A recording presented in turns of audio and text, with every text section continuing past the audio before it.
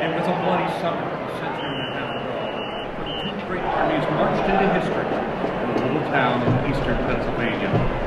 At the dedication of the cemetery in Gettysburg 150 years ago this week, Abraham Lincoln scratched a few simple but powerful words on the back of an envelope and used them to change the world.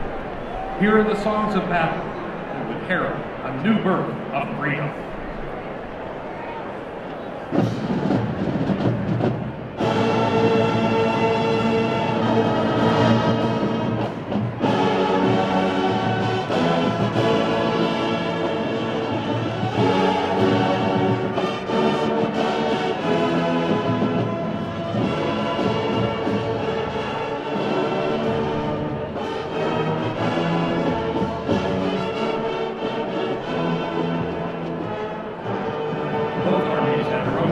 Of the battle cry of freedom.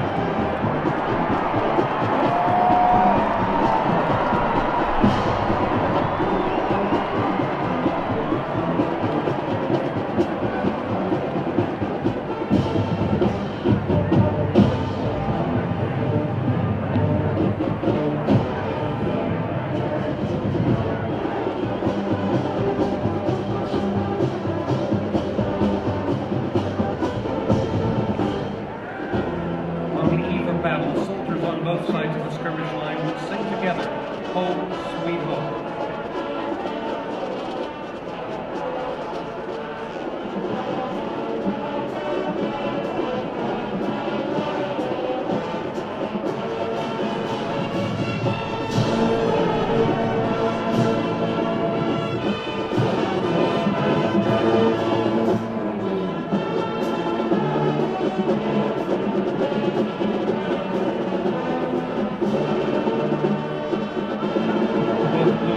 Sang to the melody of When Johnny Comes Marching Home.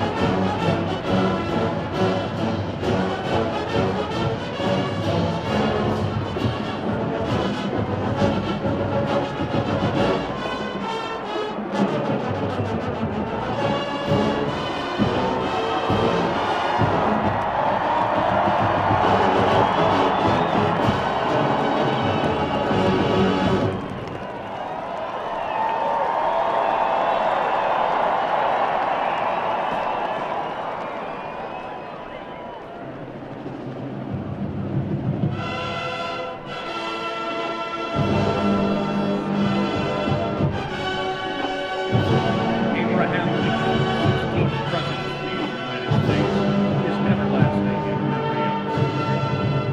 For on the battleground at Gettysburg, this is what he said.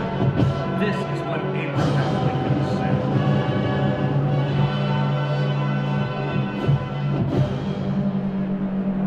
Fourscore and 7 years ago, our fathers brought forth on this continent a new nation, conceived in liberty, and dedicated to the proposition that all men are created equal. Now we are engaged in a great civil war, testing whether that nation or any nation so conceived and so dedicated can long endure. We are met on a great battlefield of that war. We have come to dedicate a portion of that field as a final resting place for those who here gave their lives that that nation might live. It is altogether fitting and proper that we should do this.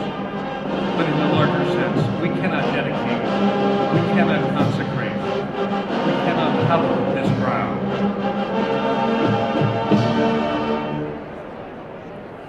The brave men, living and dead, who struggled here, have consecrated it far above our own power to have and travel. Little know, nor long remember what we say here, but it can never forget what they did here. It is for us the living, rather, to be dedicated here to the unfinished work which they who fought here have thus far so nobly advanced.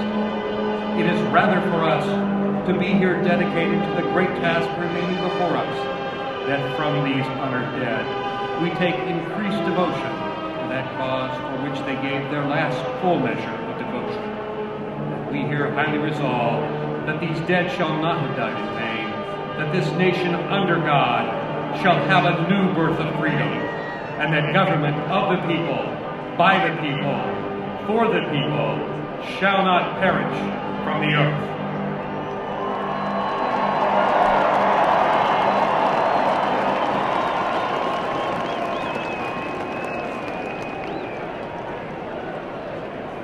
One 150 years after Gettysburg, Lincoln's light of freedom still shines. The torch has been passed to a new generation of Americans, tempered by war and unwilling to witness or permit the slow undoing of those human rights to which this nation has always been committed. Those words, spoken by another president, John F. Kennedy, lost to us almost 100 years to the day after Lincoln's address. In their honor, we join hand in hand, another generation of Americans marching together, following the light of freedom.